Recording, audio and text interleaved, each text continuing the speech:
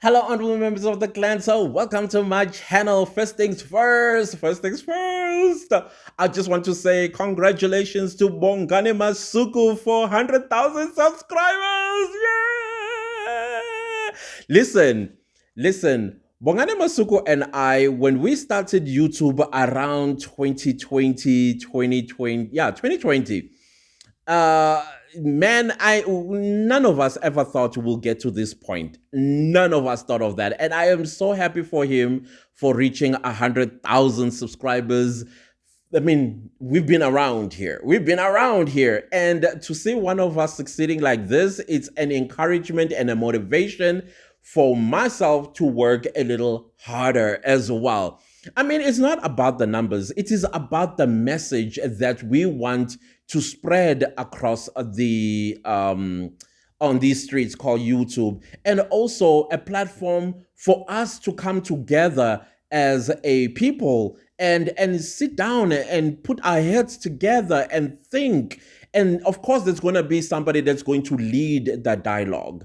And once the dialogue has been led, and then you come in and also add your own two IQs that you've rubbed together. It's not about, oh, I got so many.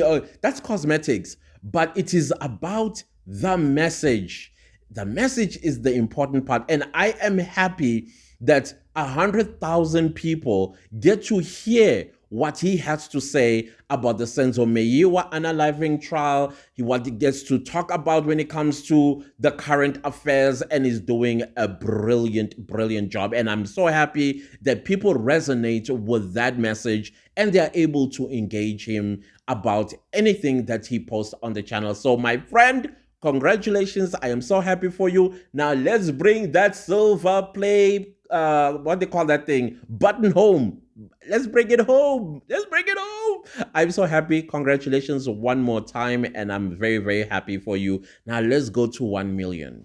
Let's go to 1 million. And I'm sure you are going to get there. And that, guys, I want to talk about Advocate Teffo. Advocate Teffo made a plea with people, I suppose even with YouTubers as well, regarding Kelly Khumalo and her response. Now, I did not make a video on that for one reason and one reason only, and I'm so glad that I didn't, because what Advocate Teffo is saying, I already thought about it. I was like, listen, Kelly Khumalo, I've always said that she knows what happened. That one, definitely she knows what happened. But I am not going to react to Advocate Teffo on what he had said, because what Advocate Teffo was saying about Kelly Khumalo is that the lady wants to talk. The lady wants to take the stand and tell her side of the story of what happened on the 26th of October 2014. Irrespective of whether that message was misunderstood and therefore Mr. Teffo got attacked for it, which I think that's what happened. The 30% kicked in, and then and he's like, and then I saw people really did go and dragged Ukeli Kumalo. And of course, I was not part of that dragation, and I don't think I'm a person that drags people like that unless you come for me. If you come for me, trust me. I always say, if you go low, me, I take you to the depths of hell. That's just how I am. Again, typical Cancer. And and I did not react. I didn't put a video. I didn't say anything, simply because I felt like, indeed, Kelly Kumalo must not be antagonized, because the more we antagonize her, the more she would lean towards the script. And the more she leans towards the script, then we will never know what happened to Senzo Meyiwa. Ever, ever, ever know what happened to Senzo Meyiwa. But when we antagonize her like that, we're also diluting a lot in her head. I know she came out to say she's not afraid of anybody, but she's a human being. Human beings have emotions, and the emotion of fear.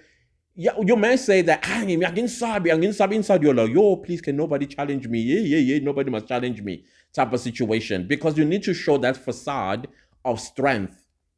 But I'm still saying she knows what happened on the 26th of October. I did see some of you guys asking me to once again do my own scenarios of what I think happened on the 26th of October 2014. And I will say it once again. I do have a video. I think I have like four different scenarios on that video of what I think transpired on the 26th of October 2014 at the Khumalo house in Fosloras, where Senzo Meiwa lost his life. And I will do it again. I don't mind because now I have new people that are honorable members of the clan. And probably you might want to know, what do you think actually happened? And I think my suspicions before it even came out, even before the alleged what you call this thing, alleged affidavit that Longo Twala put together for Mr. Advocate Teffo while they were in the Johannesburg prison, which I believe that, by the way, I do believe that. You know, the conscience, your body conscience, unembeza. You can run. You can run. It follows you like a shadow. One day you're going to get tired of running and you'll be like, okay, who do I talk to? Who do I talk to? And in this case, maybe it was planned on Longo's side. Like, listen, I am being shielded. So the only way that I can get close to Mr. Teffo, I'm not saying that's what happened. I'm just rubbing my two IQs here. Maybe let me commit a crime against my dad. And I know he doesn't particularly, he's fed up at this point, allegedly. I mean, he has said it is fed up of Longwe taking him to rehab and, supporting him as a child. And then when he allegedly stole those things from the house while he was away, if that was the plan, then he fell right into Longo's plan, right there in the trap, so that he can speak to Advocate Teffo, because allegedly he requested for Advocate Teffo at least twice or three times. And Advocate Teffo was like, I don't want to talk to that boy. And then he requested again. It was in medium B or whatever the case was. So eventually Teffo was like, okay, let's go hear him, what he's got to say. And then he started relaying his story. And then, we saw the affidavit, some of us. It circulated around. We did see the affidavit, we read it, and then I was like, oh my goodness, one of my scenarios are in there. You can go back to 2023 and find that video. That scenario that is on the affidavit was one of mine, and I'm going to tell you as the fourth scenario when I deliver my own two IQs when I rub them, what I think happened on the 26th of October 2014. So if you want to hear, because there's only two people that asked for my own, like, what do you think happened? These things actually do happen, I think, in American courts, where if the evidence is circumstantial, because this one is also circumstantial against the five accused, but now we already know that they had alibis, and the alibis are the cell phone records where they were on that particular day, and also the DNA results is their alibis too. They were not in the house. That hat that was left behind by the perpetrator doesn't belong to any of them. So we already know that.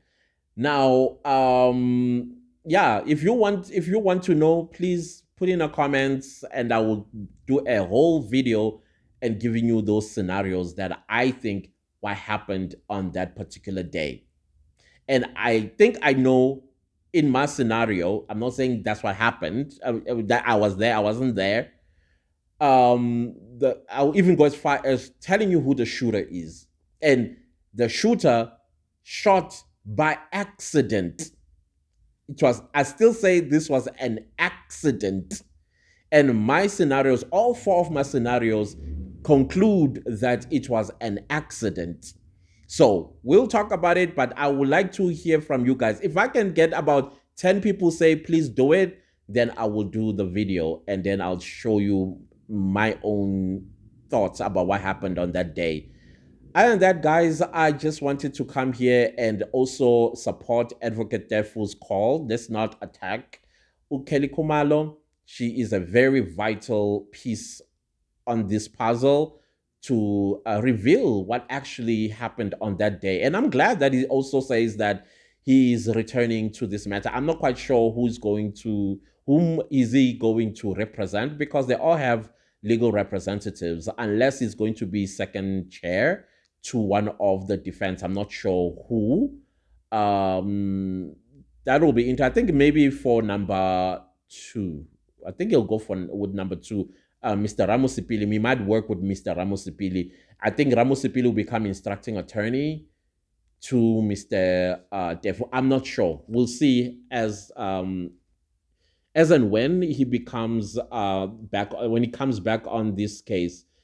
Yeah, I thought, let me come and speak to my own community about the call that was made by Mr. Teffo. If you're wondering what's happening, it's cold, guys. It suddenly just got so cold.